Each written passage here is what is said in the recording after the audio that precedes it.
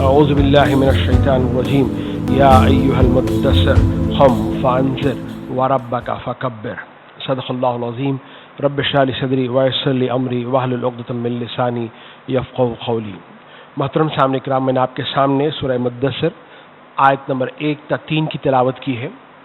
باری تعالیٰ ان آیات میں ارشاد فرماتے ہیں، اے اوڑھ لپیٹ کر لیٹنے والے، اٹھو اور خبردار کرو اور اپنے رب کی بڑائی کا اعلان کرو۔ یہ دوسری وحی ہے۔ قرآن مجید میں پہلی وحی سورہ علق کی ابتدائی 5 آیات نازل ہوئی تھی، اس کے بعد یہ دوسری وحی جس کی 7 آیات اللہ تعالیٰ نے نازل کی ہے۔ ان آیات میں حضور اکرم صلی اللہ علیہ وسلم کو اللہ نے حکم دیا کہ اب آپ تبلیغ کریں۔ گویا رسالت کا آغاز سورہ علق میں نبوت کا آغاز ہے، سورہ مدثر میں رسالت کا آغاز ہو رہا ہے کہ اب آپ اپنی اس دعوت کو ببانگ دہل اٹھ کر کھڑ کر لوگوں کی سامنے پیش کیجیے گا اور لوگوں کو بلائیے گا۔ تو ماہ ربیع الاول کی مناسبت سے آج کے اس جمعہ کے خطبے میں آپ کے سامنے اس آیت کے تناظر میں منہج انقلاب نبوی صلی اللہ علیہ وسلم، حضور اکرم صلی اللہ علیہ وسلم نے جو انقلاب برپا کیا تھا، اس کا طریقہ کیا تھا، اس کا راستہ کیا تھا، اس پر کچھ باتیں رکھنے کی کوشش کروں گا۔ اسی عنوان پر ڈاکٹر سار احمد صاحب علی رحمہ کی کتاب بھی موجود ہے، تفصیل وہاں آپ دیکھ سکتے ہیں۔ تو بہرحال سیرت کا مطالعہ پہلی چیز ہماری بنیادی دینی ضرورت ہے۔ ہم سیرت کا مطالعہ کیوں کریں؟ تو پہلی بات، سیرت کا مطالعہ ہماری بنیادی اور دینی ضرورت ہے، اس لیے کہ صداقت اور حقانیت اسلام کی جو سب سے بڑی دلیل وہ حضور کی زندگی۔ کفار نے حضور اکرم صلی اللہ علیہ وسلم سے مطالبہ کیا کہ بھئی ہم کیسے مان لیں کہ آپ رسول ہیں؟ آپ تو ہمارے درمیان میں تھے، ہمارے ساتھ کھاتے پیتے اٹھتے بیٹھتے کاروبار کرتے، شادی ہوئی، بچے ہوئے، اب اچانک آپ کہتے ہیں کہ میں نبی ہو گیا، مجھ پر وحی آتی ہے، ہم کیسے مان لیں؟ کوئی ثبوت تو پیش کیجیے گا۔ اس وقت میں اللہ کے رسول اکرم صلی اللہ علیہ وسلم نے ثبوت کے طور پر جو بات رکھی ہے وہ آپ دیکھیے گا، سورہ یونس ہے، آیت نمبر 16 ہے، فَقَدْ لَبِثْتُ فِيكُمْ عُمْرًا مِّن قَبْلِهِ أَفَلَا تَعْقِلُونَ۔ میں اس سے پہلے عمر کا ایک حصہ گزار چکا ہوں، 40 سال میں نے تمہارے درمیان میں گزارے، کبھی میں نے جھوٹ بولا، کبھی میں نے غلط بات کی، تو آج 40 سال کے بعد اچانک کیوں کہنے لگوں؟ وہ بھی اپنے لوگوں سے، کوئی تھوڑی ایسا کرے گا۔ نبوت کے لیے دلیل نبوت سے پہلے والی زندگی کو دی رسول اکرم صلی اللہ علیہ وسلم نے، اس لیے بھی سیرت کا مطالعہ بڑا اہم ہے۔ دوسری بات، سیرت رسول صلی اللہ علیہ وسلم محبت اور اطاعت الہی کی واحد عملی صورت ہے۔ قُلْ إِن كُنتُمْ تُحِبُّونَ اللَّهَ فَاتَّبِعُونِي، اگر تم چاہتے ہو کہ اللہ تم سے محبت کرے تو واحد راستہ رسول کی زندگی کو اپناؤ۔ دوسری اہمیت۔ تیسری اہمیت جو قرآن مجید ہمارے سامنے رکھتا ہے وہ یہ کہ رسول اکرم صلی اللہ علیہ وسلم کی زندگی شریعت اسلامی کا ایک بنیادی ماخذ، سورس۔ اگر ہم سیرت کو چھوڑ دیں گے، حدیث سنت کو چھوڑ دیں گے تو پھر دین باقی نہیں رہے گا، اس کے لیے بھی سیرت کو پڑھنا ضروری ہے۔ چوتھی چیز، سیرت کی اہمیت، حصول ہدایت کا ایک ہی واسطہ، ایک ہی راستہ، وہ حضور کی زندگی۔ اگر مجھے اور آپ کو ہدایت چاہیے، ہم ہدایت کو سمجھنا چاہتے ہیں، تو اس کے لیے بھی مجھے اور آپ کو سیرت رسول کا مطالعہ کرنا پڑے گا۔ پھر سیرت رسول حقیقت علم اور آگہی کی واحد سبیل۔ اس اصل علم کیا ہے؟ اللہ کون ہے؟ میں یہاں کس لیے آیا ہوں؟ میرا مقصد کیا ہے؟ میں جاؤں گا کہاں؟ میرے ساتھ کیا ہوگا؟ یہ اصل علم ہے۔ اگر اس کو جاننا ہے تو اس کے لیے بھی واحد ذریعہ جو ہے وہ سیرت رسول صلی اللہ علیہ وسلم ہے۔ یہ میں نے اس کی، یہ اصل میں ایک ایک عنوان ہے، تقریر ہو سکتی ہے اس پر، میں نے صرف عنوانات گنوائے ہیں آپ کے سامنے۔ اب سیرت کے مطالعے کا مختلف نظریہ ہوتا ہے، لوگ مختلف انداز سے سیرت کو پڑھتے ہیں۔ کچھ لوگوں نے پڑھا سیرت کو تو ان کو پتا چلا کہ بھئی اس شخص کی زندگی میں تو ایک آفاقیت ہے، گلوبلائزیشن ہے، عالمگیریت ہے، سارے انسانوں کے لیے پیغام ہے. تو انہوں نے کتاب مرتب کی دی 100 the most influential persons in the human history. 100 لوگوں کا انتخاب کیا. مائیکل ایچ ہارٹ اس کی کتاب ہے. اس میں اس نے پہلے نمبر پر حضور اکرم صلی اللہ علیہ وسلم کا نام دیا کہ دنیا میں ایک واحد انسان ہے جس نے انسانوں کی روحانی اور مادی زندگی دونوں میں یکساں طور پر ایکسٹریملی سکسیسفل یہ شخص. بعض لوگوں نے سیرت کو پڑھا، سیاست اور ریاست کے اصول کیسے ہم لیں. بعض لوگوں نے سیرت کو پڑھا، جنگ کیسے کی جائے، دفاعی ٹیکٹکس کیا ہو اس کے لیے پڑھا. بعض لوگوں نے سیرت کو پڑھا تو اس سے آرٹس، فائن آرٹس، جی وہ دوسری ساری چیزیں، فنون لطیفہ، اس کے متعلق احکامات اٹھائے. یہ مختلف نظریے ہیں لوگوں کے دیکھنے کے. بعض لوگوں نے سیرت کو پڑھا تو اس میں آپ کی خصوصیات، آپ کے شمائل، آپ کی عادات، آپ کے معجزات، سارے الگ الگ نظریے ہو سکتے ہیں اور ہر ایک اپنی اپنی جگہ اہم ہے، اس کی کوئی نفی نہیں ہے. آج جو میں بات آپ کے سامنے رکھ رہا ہوں وہ یہ ہے، جیسے میں نے آپ سے کہا کہ حضور اکرم صلی اللہ علیہ وسلم نے جو انقلاب برپا کیا تھا وہ کس نوعیت کا انقلاب تھا، اور اس انقلاب کو برپا کرنے میں آپ کے سامنے یا آپ نے کون سے وہ تدبیریں، اقدامات، اسٹیجز، اسٹیپس، پرابلمس کیسے فیس کیا ان کو، اور کیسے وہ انقلاب کامیاب ہوا، اس پر کچھ باتیں میں آپ کے سامنے رکھنے کی کوشش کروں گا. ظاہر بات ہے اس گفتگو میں ہم شمائل کا ذکر نہیں کریں گے، ہم آداب سنت کا ذکر نہیں کریں گے. ایک بالکل ہی ایک انقلابی نقطہ نظر سے میری گفتگو ہوگی آپ کے سامنے. اب آئیے گا، سب سے پہلی بات، انقلاب ہے کیا چیز؟ یہ ایک جدید اصطلاح ہے، حضور کے زمانے میں لفظ نہیں تھا. انقلاب کہتے ہیں زندگی کے ہر میدان میں مکمل یکسر تبدیلی آ جانا، یہ انقلاب ہے. یا میں ایک طرز چاہتا ہوں زندگی کا، اپنے اس طرز پر زندگی کو ڈھال لینا، یہ انقلاب ہے. قرآن مجید میں اس انقلاب کے لفظ کے لیے 5 مترادفات، سملر ورڈز قرآن لے کر آیا ہے. میں صرف اشارے کر رہا ہوں، سردست یہ مضمون میرا نہیں ہے. سب سے پہلا لفظ جو انقلاب کے لیے قرآن لے کر آیا ہے، جو آیت میں نے آپ کے سامنے رکھی، اس میں وہ لفظ آیا ہے ربک فکبر.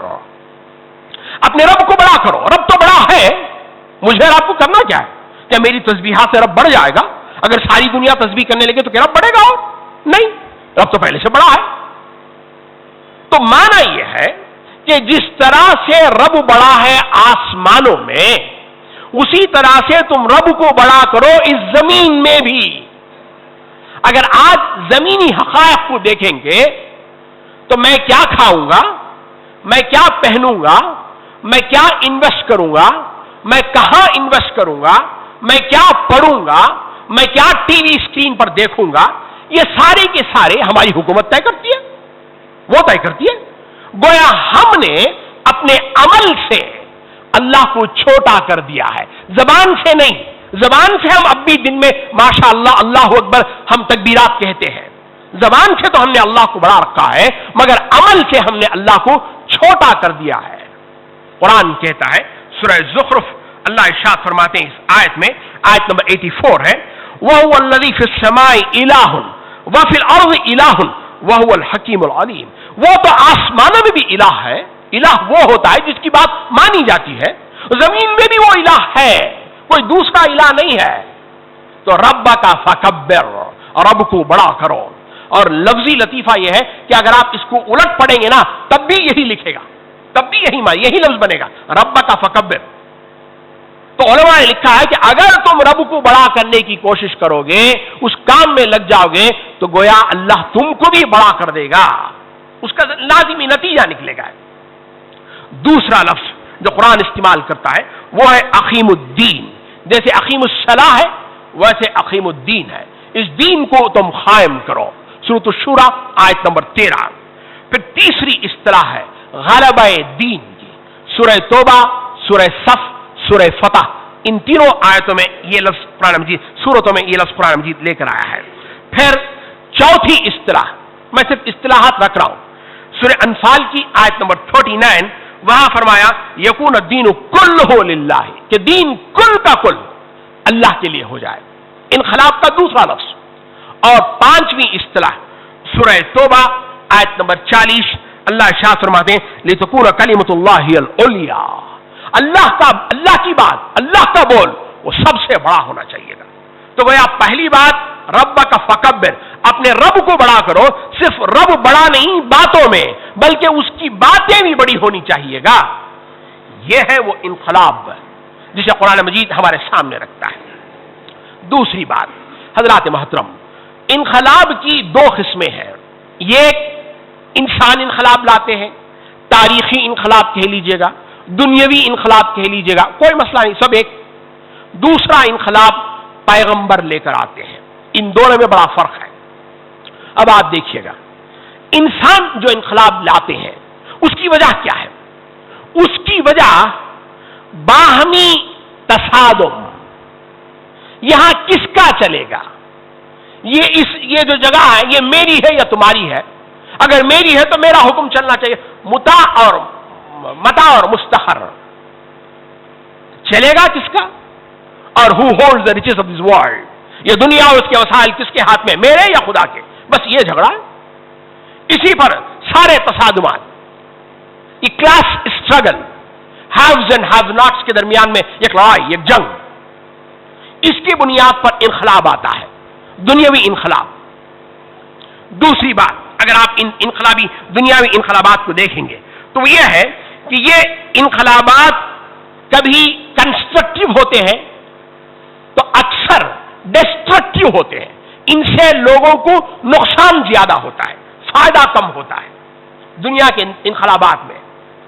تیسری بات جو دنیاوی انقلابات کے بارے میں وہ یہ ہے کہ انقلاب کبھی کامیاب ہوتا ہے، کبھی انقلابی مار دیا جاتا ہے۔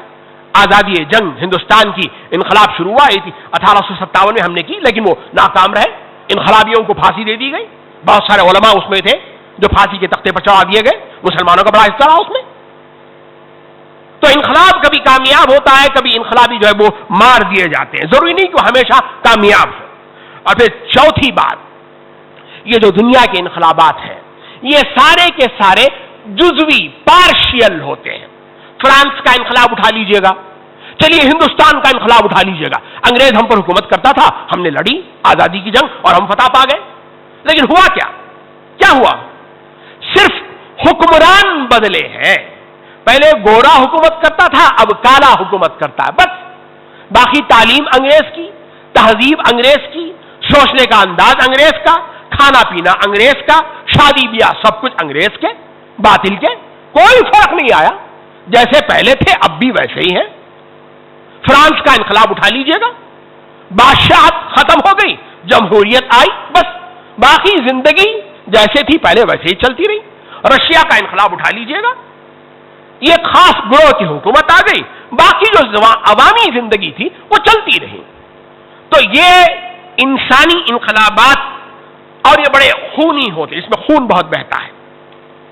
اس کے برعکس نبیوں کا انقلاب جو وحی کی روشنی میں آتا ہے، حضور اس کی قیادت کرتے ہیں، آج حضور نہیں ہمارے سامنے، حضور کی سیرت اس کی روشنی میں جو بھی اس قیادت میں اس انقلاب کو برپا کرنے کی کوشش کرے گا تو اللہ فرماتا ہے چونکہ یہ وحی کی روشنی میں، وحی کے ہدایات کے مطابق اور سیرت رسول کے مطابق ہو رہا ہے تو اس میں نتیجہ لازماً یقینی اور حتمی طور پر ہوگا۔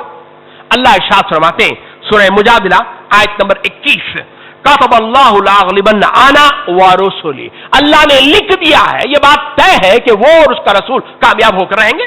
رسول کبھی ناکام نہیں ہوا، قوم ناکام ہو گئی، قوم تباہ ہو گئی، لیکن رسول کامیاب رہا۔ اب یہ سوال ہو سکتا ہے وہ تو رسول کے ساتھ ہے، ہمارے ساتھ کیا؟ اگلی آیت سورہ مجادلہ آیت نمبر 22 اللہ فرما دے الا ان حزب اللہ هم المفلحون، یاد رکھو جو اللہ کی جو باتیں ہوتی ہے، اللہ کی جو جماعت ہے، اللہ کا جو گروپ ہے وہی کامیاب ہوگا۔ اسی مضمون کو قرآن مجید سورہ صف آیت نمبر 14 اللہ فرماتے ہیں فَأَيَّدْنَا الَّذِينَ آمَنُوا عَلَىٰ عَدُوِّهِمْ فَأَصْبَحُوا ظَاهِرِينَ، جو لوگ ایمان لے کر آئے ہم نے ان کی مدد کی ان کے دشمنوں کے مقابلے میں۔ ظاہر بات ہے اللہ مدد کرے تو ان کے یہاں ناکامی کا کوئی سوال پیدا نہیں ہوتا ہے۔ تو پہلی بات یہ جو انقلاب نبوی ہوتا ہے وہ وحی کی روشنی میں ہوتا ہے. دوسری بات یہ جو انقلاب ہوتا ہے وہ ہمگیر ہوتا ہے, جزوی نہیں ہوتا. صرف عبادت کا طریقہ بدل گیا, باقی حرام حلال غلط ناجائز سب چلتا ہے, ایسا نہیں ہے. زندگی کے ہر پہلو میں تبدیلی آئی ہے, جزوی انقلاب نہیں رہا رسول کا. زندگی کے تمام شعبے میں جو ہے وہ انقلاب آیا ہے. اور سب سے بڑی خوبی کی بات, ہر انقلاب کے 3 دور ہوتے ہیں. ایک انقلاب سے پہلے والا دور, دوسرا انقلاب کا دور, تیسرا انقلاب کے بعد کا دور. اور سیرت کا مطالعہ آپ کر دیکھ لیجیے گا, واحد انقلاب ہے دنیا کا, واحد انقلاب ہے جو صرف ایک انسان نے اس انقلاب کو شروع کیا, اس انقلاب کو برپا کیا اور اس انقلاب کو عملاً نافذ کر کے دکھا دیا. صرف سیرت میں واقعہ ملے گا آپ کو, کہیں اور نہیں. مثال دیتا ہوں میں آپ کو, رشین انقلاب, روس کا کمیونسٹ انقلاب. ہم سب جانتے ہیں کہ اس انقلاب کا جو بیسک محرک تھا وہ کارل مارکس تھا, جرمن. اس نے کتاب لکھی انگلستان میں, داس کیپٹل. اور انقلاب آیا رشیا میں, جرمن کتاب لکھی انگلستان میں, انقلاب آیا رشیا میں. اور وہ انقلاب لایا کارل مارکس نہیں, وہ تو مر گیا. اس کے مرنے کے 50 سال بعد لینن لے کر آیا تھا. لینن وہ انقلاب لے کر آیا ہے. اس کے بالخلاف حضور اکرم صلی اللہ علیہ وسلم 610 سن عیسوی میں ایک بندہ اٹھتا ہے اور کہتا ہے کہ کہو لا الہ الا اللہ, تم کامیاب ہو جاؤ گے. اور 20 سال کا عرصہ ہے, 610 630 انقلاب مکمل ہو جاتا ہے 20 سال کے عرصے میں. اور باقی جو حضور کی نبوت کی زندگی 23 سالہ ہے. 20 سال میں وہ انقلاب مکمل ہوا. 2 سال جو ہے اس انقلاب کی توسیع میں آپ نے کام کیا ہے. تبوک فلاں گئے, رومن امپائر کے پاس گئے, ادھر گئے ادھر گئے. پھر سن 11 عیسوی ربیع الاول میں جو ہے رفیق الاعلیٰ کی طرف آپ نے سفر کر لیا. تو یہ بہت بڑا فرق ہے. اب چلیے گا اصل گفتگو کی طرف میں آتا ہوں. حضور اکرم صلی اللہ علیہ وسلم جو انقلاب پیدا کیا اس کی بنیاد کیا ہے, اساسی چیز, the foundation on which the building was وہ جو کنسٹرکٹ ہوئی ہے وہ کیا ہے؟ وہ ہے توحید. بڑا تعجب ہوگا آپ کو, ہم بھی تو توحید کے ماننے والے ہیں, اس میں کون سا بڑا انقلاب ہے؟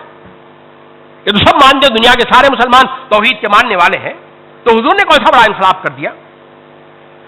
اس کی وجہ یہ ہے کہ ہم نے آج تک گستاخی معاف توحید کے جو تقاضے ہیں اس کو ہم سمجھ نہیں پائے ہیں, صحیح طور پر ہمیں اندازہ نہیں ہوا ہے. اب آپ دیکھیے گا توحید کے معنی کیا تھے, توحید کن معنوں میں حضور کا اساسی انقلاب تھا. سب سے پہلی بات, 3 باتیں رکھوں گا میں آپ کے سامنے. پہلی بات, توحید کا معنی یہ ہے کہ حاکمیت انسان کی کلی نفی.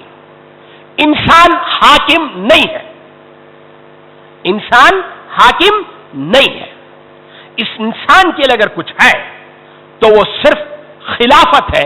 حاکمیت صرف اور صرف جو ہے وہ اللہ کی ہوگی اور کسی کی نہیں ہوگی. سروری زیبا فقط اس ذات بے ہمتا کو ہے. حکمراں ہے ایک باقی, ایک وہی باقی متانے آخری. اگر کوئی حکمران ہے اس دنیا میں تو صرف اللہ کی ذات ہے. قرآن مجید کہتا ہے ان الحکم الا للہ الا لہ الخلق والامر لہ ملک السماوات والارض. یہ سارے انقلاب کے نعرے ہیں. آج بھی اگر خلافت ہے ہمارے لیے تو خلافت عامہ ہے, تمام انسان اس کے ایلیجبل ہے. ہاں, تمام انسان مل کر اپنا وہ حق کسی ایک کے حق میں دیتے کہ بھئی ہم آپ کو اپنا حق دیتے, آپ خلافت کیجئے گا. تو یہ سب سے بڑا انقلاب کا نعرہ تھا توحید کا کہ انسان کے لیے حاکمیت ہرگز نہیں ہے. اس کے لیے صرف خلافت ہے, وہ حاکم نہیں بن سکتا, وہ اپنا قانون اس زمین پر چلا نہیں سکتا. دوسری بات جو توحید کا جو مطالبہ ہے وہ یہ ہے انسان کی ملکیت مطلقہ کی کامل نفی. انسان مالک ہے نہیں کسی چیز کا. اس سے بڑا انقلاب اور کیا ہو سکتا ہے دنیا میں؟ آپ ذرا غور کر دیکھیے گا. تمہاری ملکیت ہے نہیں, تمہارا کچھ نہیں ہے, جو بھی ہے تمہارے پاس میں وہ امانت ہے. انسان حاکم نہیں, خلافت ہے, دوسرا توحید کا سب سے بڑا نعرہ وہ انسان کے لیے ملکیت نہیں ہے، اس کے پاس امانت ہے، جو بھی چیز اس نے اللہ نے اسے دی ہے۔ قرآن مجید کہتا ہے وَلِلَّهِ مِيرَاثُ السَّمَاوَاتِ وَالْأَرْضِ وَلِلَّهِ خَزَائِنُ السَّمَاوَاتِ وَالْأَرْضِ۔ یہ لام جو ہے لام تملیک بھی ہو، لام استحقاق بھی ہے، جو عربی جانتے ہو جانتے ہیں۔ آج کا تصور وہ کیا ہے؟ میں نے کمایا، میرا پیسہ، میں چاہے نائٹ کلب کھولوں، شراب خانہ کھولوں، میں نے کسی کو زور تو نہیں کیا نا، جو آئے آئے، جو نہ آئے نہ آئے۔ کیا مسئلہ ہے اس میں؟ آپ کو کیوں فکر پڑی ہے؟ اسلام کا نظر جو ہے، وہ نظریہ جو ہے وہ بالکل مختلف ہے۔ جس نے یہ تم کو دیا ہے، جن حدود کے اندر، جن پابندیوں کے اندر استعمال کرنے کی اجازت دی ہے، اسی حدود کے اندر انہی پابندیوں کے ساتھ تم اس مال کو استعمال کرو گے۔ اگر وہ غلط استعمال کیا ہے تو اللہ کے نزدیک مجرم اور سزا کے مستحق ہو جاؤ گے تم۔ یہ دوسرا انقلابی نظریہ تھا توحید کا۔ تیسرا انقلابی نظریہ، یہ جو کلمہ جو میں اور آپ کہتے ہیں، اس کا مطالبہ کیا ہے؟ کتنا بڑا انقلاب یہ ہماری زندگی میں پیدا کرتا ہے، ذرا دیکھیے گا۔ تیسرا انقلابی نقطہ نظر وہ یہ ہے کہ تمام انسان برابر ہے، تمام انسان اللہ کے سامنے برابر ہے۔ اس میں خاندان، نسل، زبان، رنگ، خطہ، کوئی فرق نہیں۔ قرآن مجید کہتا ہے سورۃ النساء کی آیت نمبر 1 ہے یا ایھا الناس اتقوا ربکم الذی خلقکم من نفس واحدہ وخلق منها زوجها وبث منهما رجالا کثیرا ونساء۔ فضیلت اگر کسی کو ہے تو وہ اس کے تقوی کی بنیاد پر، اس کے اخلاق کی بنیاد پر، اس کی دینداری کی بنیاد پر، اور وہ بھی دنیا میں نہیں، وہ آخرت میں اللہ کے پاس۔ ان اکرمکم عند اللہ اتقاکم۔ اگر اللہ کے سامنے کوئی عزت والا ہے تو وہ تقوی والا ہے، ورنہ دنیا میں سماجی طور پر سارے انسان برابر ہیں۔ حضرات محترم، جو بات میں نے آپ کے سامنے کہی اسی کو میں ریکیپ کر رہا ہوں۔ انسانی زندگی کے اجتماعی گوشے تین، کلیکٹیو لائف کے تین بڑے گوشے، سیاست، معیشت، معاشرت، اور کلمہ توحید ان تینوں سے ڈسکس کرتا ہے۔ سیاست میں تمہارے لیے خلافت ہے، حاکمیت نہیں، اور معیشت میں تمہارے پاس ملکیت نہیں، امانت ہے، اور معاشرت میں تمام انسان اللہ کی نگاہوں میں برابر ہے، ہر ایک کو اس کا حق ملنا چاہیے گا۔ اگر ہم اس تصور کو چھوڑ دیں گے، باقی نماز، روزہ، زکوٰۃ، حج، اس پر اگر ہمارا زور ہے، ہونا بھی چاہیے گا، تو کچھ مذہبی کام ہو جائے گا، کچھ اصلاحی کام ہو جائے گا، مگر انقلاب کا آغاز نہیں ہوگا۔ تو انقلاب محمدی صلی اللہ علیہ وسلم کا سب سے پہلا اسٹیج دعوت، اور وہ دعوت ایک انقلابی دعوت تھی، ایک انقلابی دعوت تھی، وہ کوئی ایسی بات نہیں تھی۔ کفار اسے اچھی طرح سمجھتے تھے کہ محمد صلی اللہ علیہ وسلم جو ہم سے پوچھ رہے ہیں وہ کیا ہے، اور وہ دعوت اللہ کے رسول کی زندگی کے تمام پہلوؤں میں یکسر تبدیلی، اور اس دعوت پر مشتمل قرآن مجید۔ ہم قرآن کو پڑھیں گے، اسے سمجھیں گے، تو لازماً مجھے اور آپ کو پتا چلے گا کہ قرآن مجید جس توحید کا مطالبہ، جس توحید کا تقاضا کرتا ہے، وہ توحید کیا ہے۔ چلیے گا دوسرا مرحلہ، پہلی دعوت، آپ نے دعوت دی اور انقلابی دعوت۔ دوسرا مرحلہ وہ یہ ہے کہ جن لوگوں نے اس دعوت پر لبیک کہا ہے، ان کو منظم کرو، ان کو گروہ بناؤ، تحریک بناؤ، تنظیم بناؤ، جماعت بناؤ، پارٹی بناؤ، کوئی بھی آپ لفظ رکھ لیجیے گا، مسئلہ نہیں، ان کو ایک پارٹی بناؤ۔ اب سوال یہ ایک سیرت کے حوالے سے گفتگو ہے، اس پارٹی کے لیے قرآن مجید تین اصطلاحات بتاتا ہے کہ وہ پارٹی کیسی ہوگی، وہ جو جماعت سے جو بنے گی، جو رسول نے جو جماعت بنائی، تنظیم جو بنائی، جو گروہ کھڑا کیا، وہ کیسا ہوگا۔ تین الفاظ قرآن نے استعمال کیے۔ ایک بنیان مرصوص، سیسا پلائی ہوئی دیوار کی طرح وہ لوگ ہوں گے۔ جب تک اس جماعت میں یہ کیفیت پیدا نہیں ہوگی، انقلاب کا عمل کا آغاز نہیں ہوگا، انقلاب نہیں آئے گا۔ اس تنظیم کے اندر، اس جماعت کے اندر یہ کیفیت پیدا ہونی چاہیے گا۔ بنیان مرصوص، جیسے سیسا پلائی ہوئی دیوار، بیچ میں درمیان میں کوئی رکھنا، کوئی دراڑ، کوئی وہ دلوں کو پھاڑنے والی چیز کوئی نہیں، سب مضبوط ایک ساتھ کھڑے ہوئے، صف باندھ کے، یہ پہلی چیز تھی۔ اچھا، اس بنیان مرصوص کے لیے اساس کیا ہو؟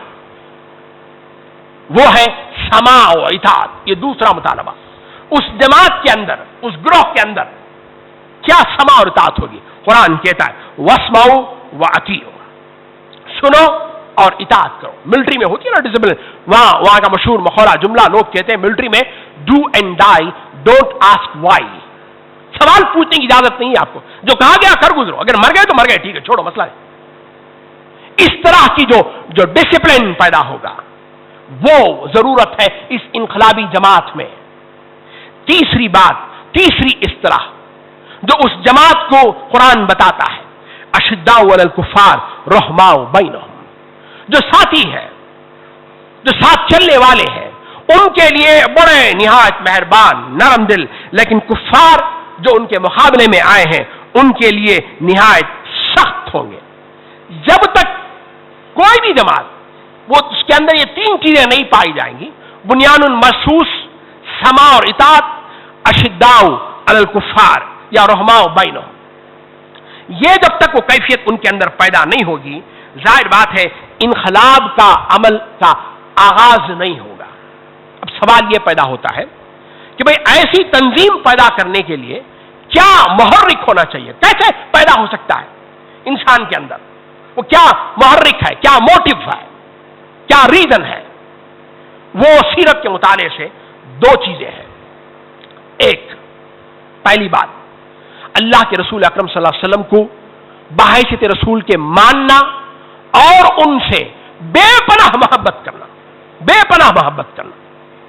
محبت وہ نہیں ہے جو آج میں اور آج آپ کرتے ہیں. ہم نے کچھ آج چھٹی ہے اتفاق سے، ہم نے کچھ میٹھا بنا لیا اور خود بھی کھایا پیٹ بھر کے اور دوسروں کو بھی دے دیا. ہم سمجھتے ہیں کہ ہم نے وہ حق ادا کر دیا. ہم نے پھر اگلے سال اللہ خیر صلی اللہ دیکھا جائے گا، رہے گی زندگی تو پھر محبت کا اظہار ہم کر دیں گے. وہ محبت نہیں ہے، دلی محبت. صحابہ کے واقعات بہت سارے ہمیں اس چیزیں میں مل جاتے ہیں. تو پہلی بات، حضور کو آپ رسول مانے. قرآن کہتا ہے انا ارسلناک بالحق بشیرا ونذیرا. کہیں فرمایا ومن یطیع الرسول فقد اطاع اللہ. جس نے رسول کی اطاعت کی اس نے گویا اللہ کی اطاعت کی. اب بندے کا کوئی حق نہیں رہا وہاں پہ، اسے کوئی حق نہیں رہا. ہاں، کچھ دنیاوی معاملات تھے، کچھ اجتہادی کیفیات تھی، وہاں صحابہ نے بڑے ادب کے ساتھ پوچھا ہے. مثلا بدر کا واقعہ ہے، آپ نے جگہ پڑاؤ کیا، صحابہ نے بڑے ادب سے پوچھ لیا اللہ کے رسول یہ جو جگہ کا جو سلیکشن ہوا ہے یہ آپ نے وہی کی مناسبت سے کیا ہے، وہی کی اس پر کیا ہے یا اپنے ذاتی اجتہاد پر؟ اللہ کے رسول نے فرمایا نہیں، میرا ذاتی اجتہاد ہے، میں سمجھتا ہوں کہ یہ جگہ مناسب ہے. تو صحابہ نے بڑے ادب کے ساتھ ذکر کیا اللہ کے رسول جنگی اسٹریٹجی کے حساب سے جو ہے یہ جگہ مناسب نہیں، ہم کو اور جگہ جا کر پڑاؤ کرنا چاہیے گا. رسول نے مان لیا. جنگ خندق اٹھا لیجئے گا. جنگ خندق میں بھی جو ہے آپ پریشان تھے کہ پتہ نہیں کیسے دشمن کا مقابلہ کریں گے. صحابی نے مشورہ دیا کہ ہم خندق کھود لیتے ہیں اور آپ نے اس چیز کو مان لیا ہے. تو یہ پہلی چیز تھی کہ رسول کو آپ بحث رسول کے مانیں اور ان سے بے پناہ محبت کریں، تب جا کر انسان کے اندر وہ سماع اور اطاعت کا جذبہ پیدا ہوگا.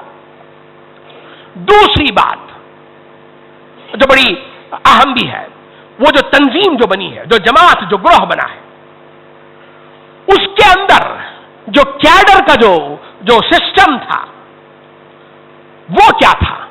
وہ تھا، اس کی بنیاد تھی ان کی قربانیاں اسلام کے لیے. جتنا جس نے قربانی دی ہے اسلام کے لیے وہ اتنا آگے بڑھا ہے. میں قریشی، میں بڑا مالدار، میں پرانا مسلمان، یہ فلاں فلاں فلاں کچھ نہیں چلا. میں ایک واقعہ آپ کے سامنے رکھتا ہوں. سہیل ابن عمر رضی اللہ تعالیٰ عنہ، یہ بعد میں مسلمان ہوئے. صلح حدیبیہ کے موقع پر قریش کی طرف سے یہ وہ صلح نامہ لکھنے کے لیے آئے. ظاہر بات ہے قریش نے بھیجا ہے تو بڑا آدمی رہا ہوگا نا، ایسے تھوڑی چھوٹے آدمی کو بھیج دیں گے قریش والے کہ بھئی جاؤ on our behalf you sign the document. بڑا آدمی تھا اور بڑا ذہین بھی تھا.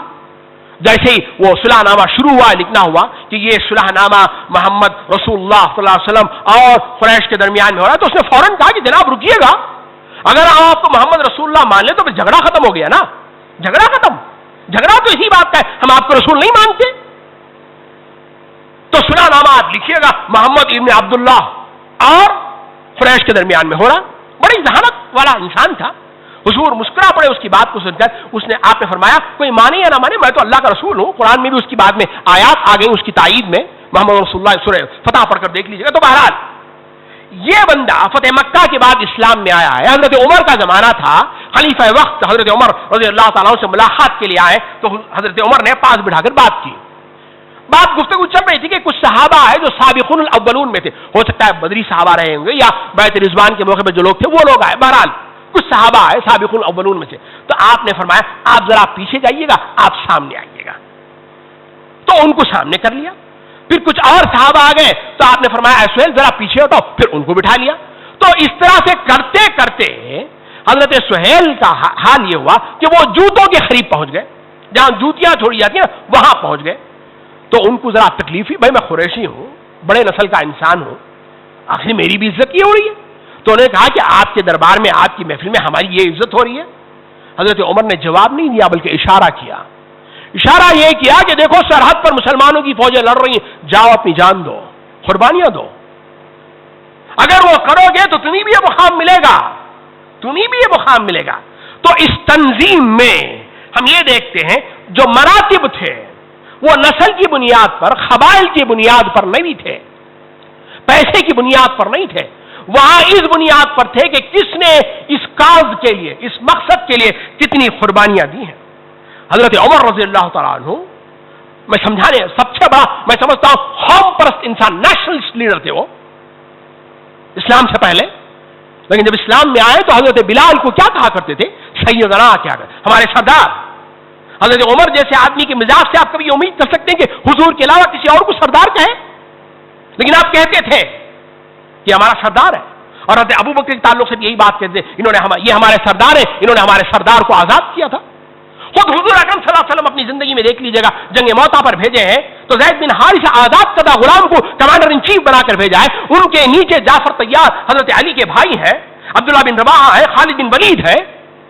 پھر آپ ذرا دیکھیے گا حضور صلی اللہ علیہ وسلم کی وقت جب قریب آ گیا تھا وفات کا تو اس وقت میں ایک لشکر بھیجا شام کی سرحد پر لڑنے کے لیے. تو اس کی جو کمانڈری جو دی ہے وہ اسامہ کو دی. یہی زید بن حارثہ کے بیٹے ہیں, غلام کے آزاد کردہ غلام کے بیٹے ہیں وہ. ان کے نیچے بڑے بڑے کبار صحابہ چل رہے. یہ کیوں کیا آپ نے؟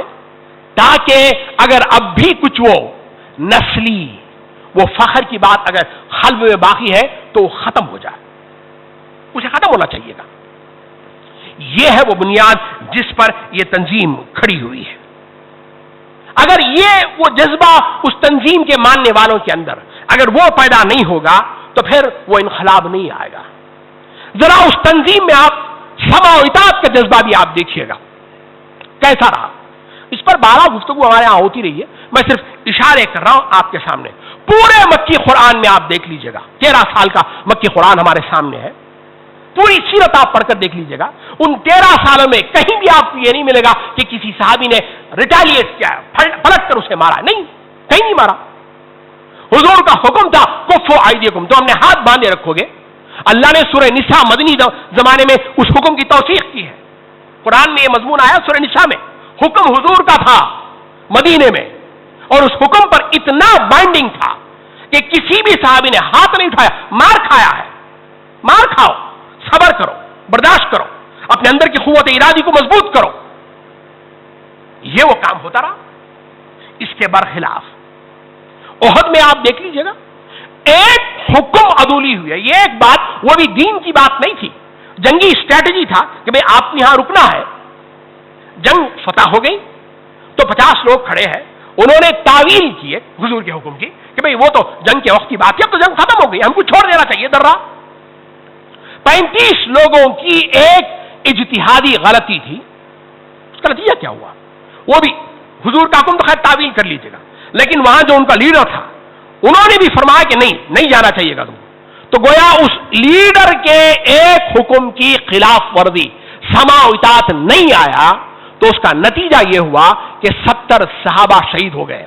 حضرت حمزہ جیسے آدمی شہید ہوئے, حضرت مصعب بن عمیر جنہوں نے یثرب کو دار الحجرہ بلکہ دار النبی مدینۃ النبی بنا دیا تھا, وہ شہید ہوئے اس زمانے میں. خود حضور کے دانت جو ہے زخمی ہو گئے. کتنے سارے مسائل آئے ہیں. اور پھر آگے اب ذرا دیکھیے گا بہت ساری مثالیں رکھی جا سکتی ہیں. بہرحال تیسرا جو نبوی انقلاب کا جو تیسرا اسٹیج ہے، پہلا اسٹیج دعوت، دوسرا اسٹیج تنظیم. جو لوگ اس دعوت پر لبیک کہیں، اللہ کے رسول اکرم صلی اللہ علیہ وسلم نے ان کو ایک گروہ بنایا اور اس گروہ کی صفات میں نے آپ کے سامنے رکھ دی. اب اس گروہ کو آپ نے تربیت دی ہے. بہرحال یہ مضمون انشاءاللہ العزیز میں حالانکہ لکھ کر لے کر آیا تھا کہ اس پر بھی گفتگو ہو جائے.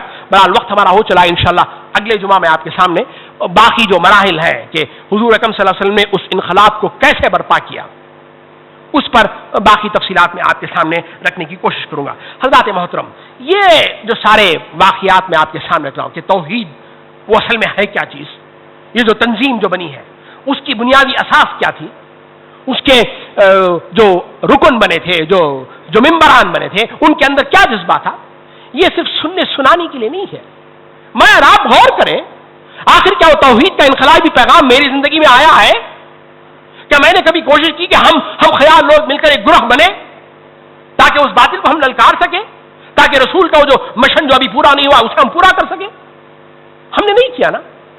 آپ پوری مکی زندگی پڑھ لیجئے گا، آپ کو پتا چلے گا کہ اسلام تو نام ہے چلتی پھرتی خانقاہوں کا اور دوڑتے پھرتے مدرسوں کا. حضرات محترم، لوگ کہتے ہیں کہ بچت کرنے کے لیے پیسہ کمانا ضروری ہے.